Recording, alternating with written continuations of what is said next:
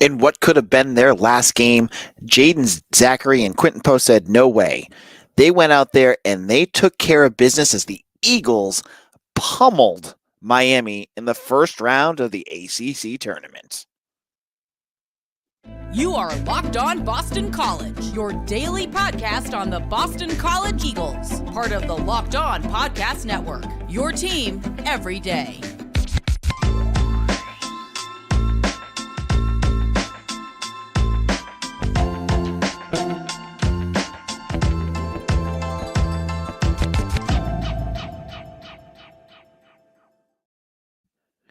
Hello, everyone. Welcome. This is Locked On Boston College. AJ Black. I'm the editor and publisher of Eagle Insider, part of the wonderful 247 Sports Network.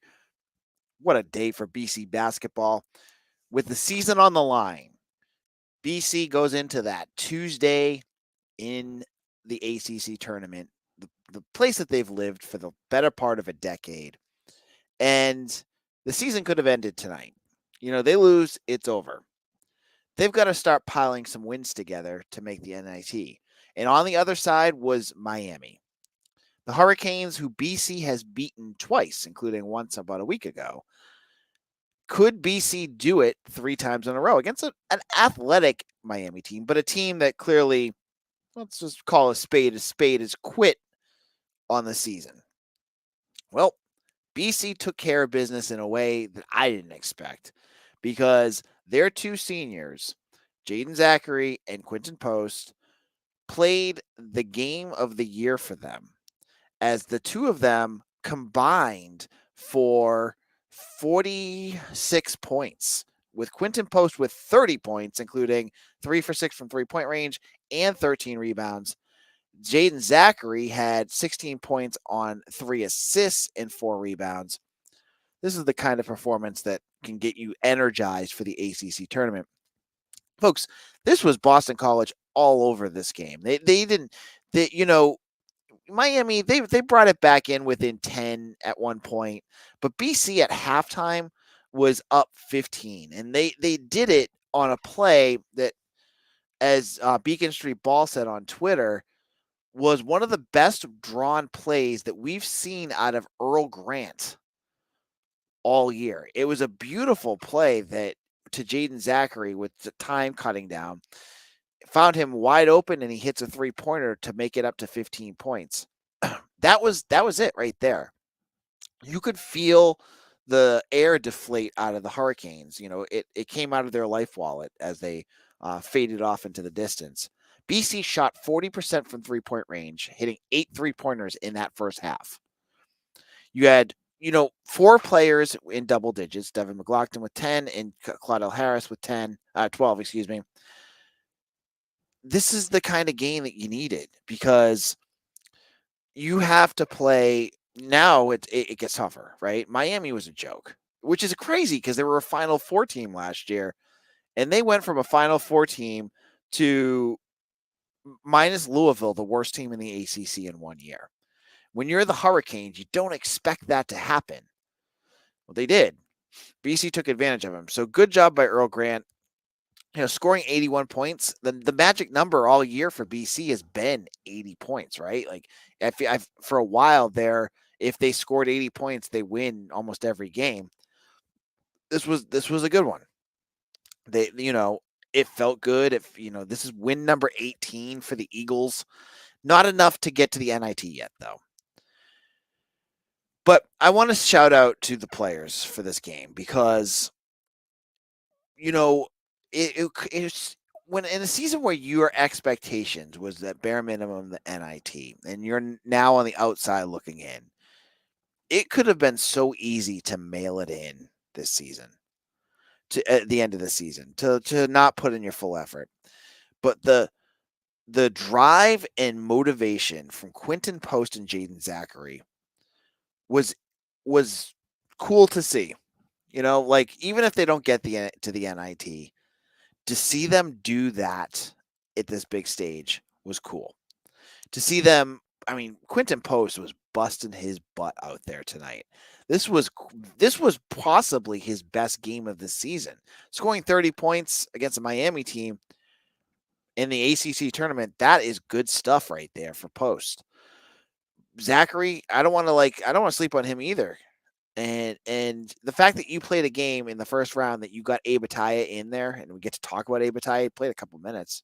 That's great because you want some of your starters to rest. Now, Quentin Post played 35 minutes, not the best. You wanted to get him a little bit more rest than that, but you got to get him going because tomorrow it just keeps going. BC has their rematch against Clemson. Now, Clemson beat BC 89-78 earlier this year.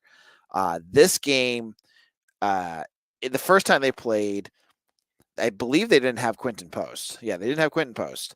So that was the game Elijah Strong started, and it wasn't a full complement. So in that game, PJ Hall, who I believe had Strong and McLaughlin on him, he just went crazy. He scored, I'm trying to find the points he scored. He had 26 points. And Joseph Girard, who's now in his 300th season in college basketball, also scored 26 points. So they lost bad in that game. They lost by 11. They let up almost 90 points. But it was without Post. And the thing about Clemson, I think that's super important, is that they have, they haven't been the most consistent team of late.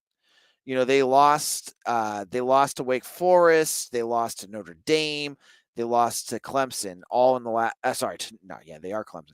They lost to NC State all in the last couple weeks. So they've lost 3 games recently. They're not the world beaters that you might expect. This is a team that BC could pick off.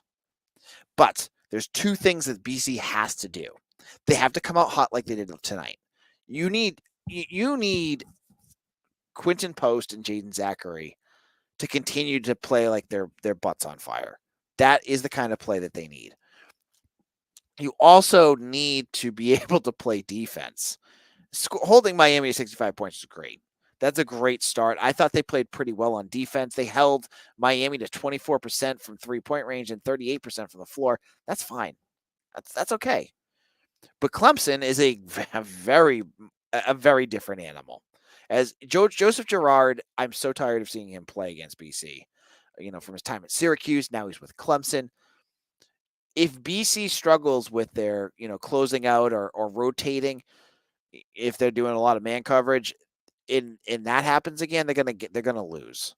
But if they can clean that up and keep on Girard and keep Post out of foul trouble, because that's another issue that's been popping up a lot lately, right? Quentin Post, I think it was the game against Louisville, he got in foul trouble. You've seen it a couple times recently. He's got to stay out there because they don't have any other answers. You can't at this point of the season, you can't put Armani Mighty out there for meaningful minutes. We're up against it right now with the roster. Post has to play the most of this game, so he cannot get in foul trouble. Because if he does, that's a bad sign for BC. But we'll have to wait. I believe it's a night game. I think it's a 9:30 start, if I remember correctly, tomorrow night. I'm pulling it up right now as I'm looking, because I am not sure. But it's a winnable game for BC. This is not a game that I think is completely lopsided that BC will not have any chance against. So BC will play 9:30 tomorrow night at 8 on ESPN2. Winner of that game gets Virginia. So could happen. And so a couple wins here. If they could beat Clemson, that's 19 wins for them. If they can beat Virginia, there's 20. And then you would have your tier 1, quad 1 and quad 2 wins that you need.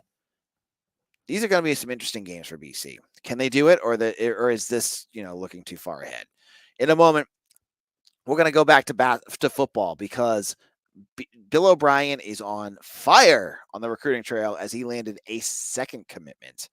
I'll tell you who it is and why they landed him in just a moment.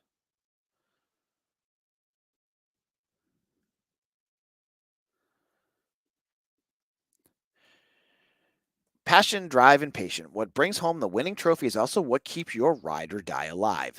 eBay Motors has everything you need to maintain your vehicle and level it up to peak performance. From superchargers, roof racks, exhaust kits, LED headlights, and more, whether you're into speed, power, or style, eBay Motors has got you covered. With over 122 million parts for your number one ride or die, you'll always find exactly what you're looking for. And with eBay Guaranteed Fit, your part is guaranteed to fit your ride every time or your money back. Because with eBay Motors, you're burning rubber, not cash. With all the parts you need at the prices you want, it's easy to turn your car into the MVP and bring home that win. Keep your ride or die alive at ebaymotors.com. Eligible items only. Exclusions apply. eBay Guaranteed Fit only available to U.S. customers.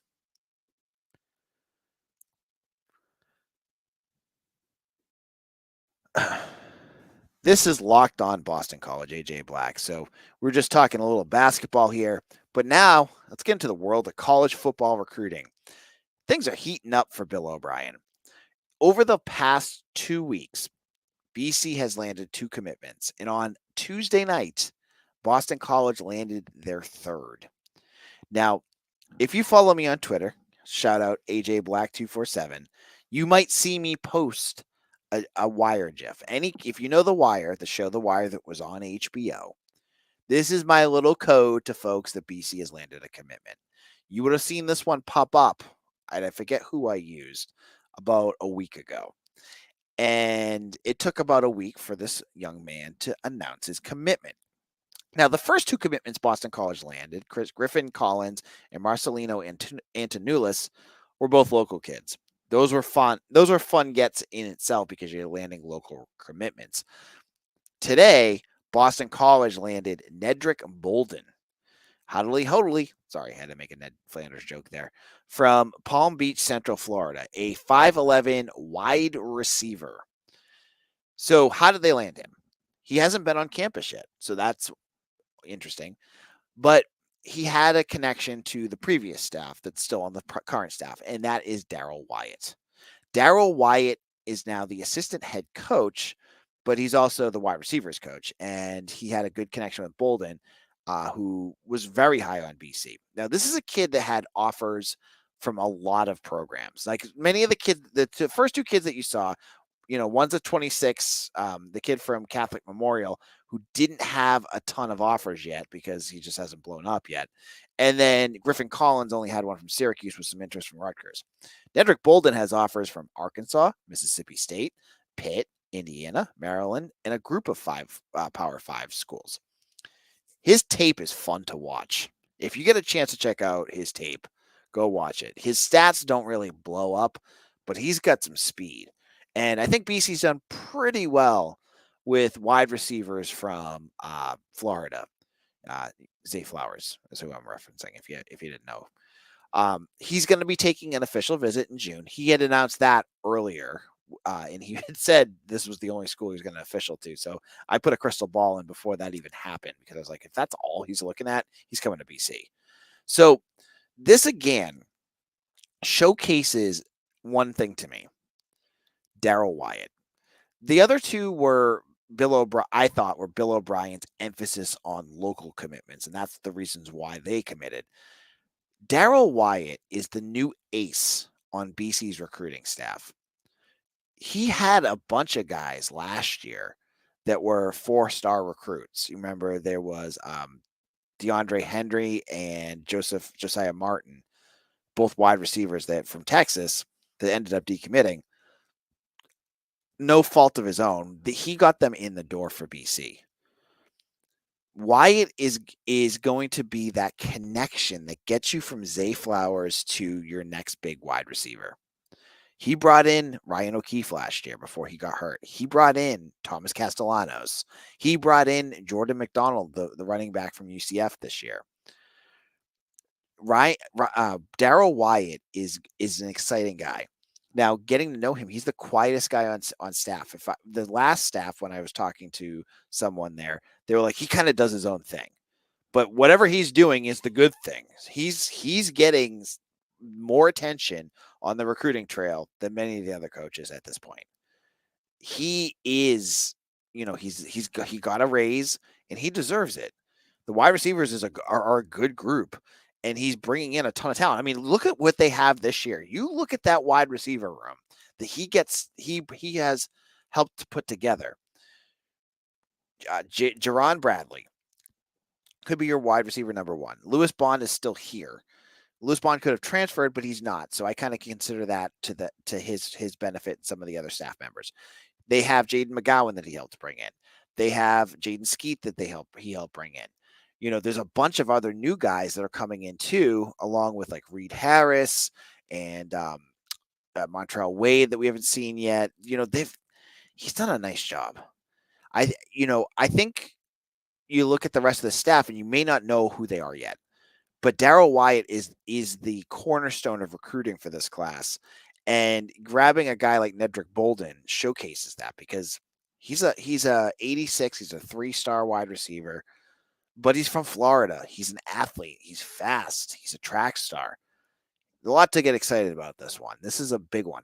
Now, on Wednesday, Boston College will have practice number 2, and there's a handful of recruits visiting Boston College, including a couple quarterbacks. I'm going to have that up on Eagle Insider. If you're a VIP, you make sure you want to check that out. Now, in our final segment, I want to talk about a report from Ross Dellinger that talks about a new playoff proposal that's coming out that could really hurt the ACC. I'll explain what that is and why it could hurt in just a moment.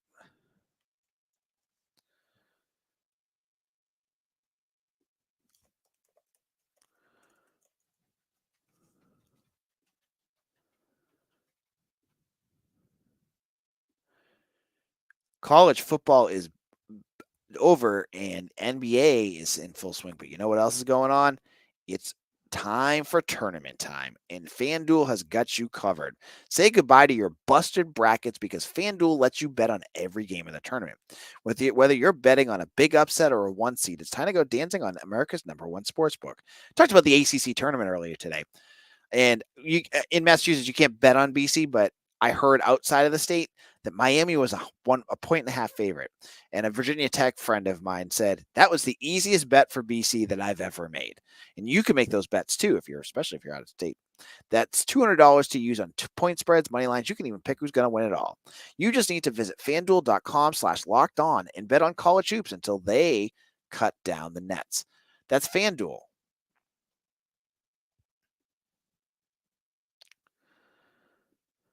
Locked On Boston College, AJ Black here, and we're talking about the new college football proposal. I wanted to get into a national story here, something that I think is interesting and showcases where this sport is going. On late last week, Ross Dellinger I think he's part of SI still. No, he's part of Yahoo now. He said that there was a proposal out that would change the payouts for the college football playoffs moving forward. Per Dellinger, the proposal would give the SEC and Big Ten 58% of the base revenue distribution from an expanded 14 college football playoffs. A stark departure from the previous protocol where 80% of the college football's revenue was divided equally among the Power 5 conferences. The figure would greatly exceed the ACC and Big 12's combined distribution numbers, which is supposed to be around 31%. So it says also, all told, Dellinger estimated potential SEC payouts per school at $23 million, Big Ten payouts at $21 million, ACC payouts at $13.7 million, Big 12 payouts at $12.3 million, and Group of 5 at $2 million in this new format proposal. This is terrible. This is just terrible for the sport.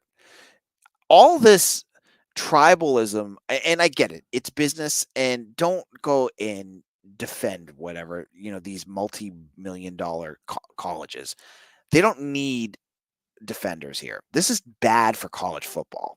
If you like college football, if you like random things like Appalachia State beating Michigan, or the rise of Cincinnati a couple years ago, or the rise of, you seen like Liberty, or no one wants to see that, but you know what I mean? Like, you like to see the underdogs come up. Then you should be rooting that these kinds of proposals bite the dust. But for the ACC itself, this is terrible, because this now makes it basically what a lot of folks said it was going to be, which is going to be a 2-conference mega powers. That's terrible. Again, yes, it's fun to watch Georgia and Alabama play, or Michigan and Ohio State, but there's something to be said about some of these other games too. And when things get going for a team like Clemson, a team like Florida State, you had some other schools too that are fun to watch. This is all going to go away when everything stratifies more, and that it's those 20-something teams and everyone else. College football is much more than championships. It is. And if you're only watching college football to win the national title, I don't know what to tell you. There's other ways that folks can win. There's other, you make the Rose Bowl, you make the Orange Bowl, you win the Cotton Bowl. I hate this. I hate where college football is heading, because there's this and it's infected the fan bases, because you see fans of like the SEC like rooting for the ACC to fall apart, for the ACC to like become the minor leagues. That's so warped. Why would you want that? Like, it's not hurting your team if the ACC is not as competitive as yours, but to root for them to fail and fall apart is bizarre. Can you imagine if you're watching Major League Baseball and you're hoping as like the Red Sox, you're a fan of the Red Sox, and you're hoping to watch the National League disband because you just don't like them? It's stupid and it's weird, but you're seeing more and more of that. College football, you're seeing now also this congressional hearings about NIL and all this other stuff. These congressional hearings need to get their heads out of their butts and stop worrying about NIL and getting players paid, and worry more about what the Big Ten and SEC are doing to college football. They're in the process of ruining things, not paying college athletes. So maybe figure out what's going on there, that they're trying to create a monopoly or a small group of schools that are just going to take over and ruin everything. That should be their emphasis, not making sure that some kid gets paid. It's terrible. What's going on in college football is terrible right now. And this is a proposal. And at Mitch, I texted Mitch Wolf about this of Eagle Insider, and he goes, AJ, I can't believe you're talking about that. I don't care. And I get it because like it's a proposal. Hopefully it dies, but it feels like we're coming to a reckoning, and these 2 super conferences that folks keep thinking are going to come seem like that's what's coming down the line. And it may not happen with this one, but it's going to happen at some point. And us as college football fans, unless you went to those 15, 20, not 15, 25 schools, you lose. You lose if they do that. I don't care. I like watching any college football game. And believe me, I like watching, SEC powerhouses battle it. But I like watching other games. I like watching a good, scrappy Wake Forest team battle Riley Leonard and Duke. And when the games are meaningful, it happens. But if you're going to strip all these teams from meaningful games, then we're going to be up the creek without a paddle. I don't know where things are going. I just saw this and it just made my blood curdle. So I wanted to talk about it. On tomorrow's show, we'll talk more about practice, as BC will hold practice number 2. We'll have more recruiting news and everything in between. Hopefully you follow along with me on Twitter at AJBlack247. Hit that like and subscribe button before you head out. And make sure to check out Eagle Insider. As I said, we have a 50% deal on our VIP subscriptions. I'm telling you, I have some, if you go and try to sign up, I have testimonials from tons of our readers who will tell you why it's worth the money that it is. So just head over to Eagle Insider, sign up today. I'm sure you're going to enjoy it. Thank you so much for making Locked On Boston College your first listen every day. And for all you everydayers out there, thank you all again. This is AJ Black. I'll see you all again tomorrow for another episode of Locked On Boston College, your team every day.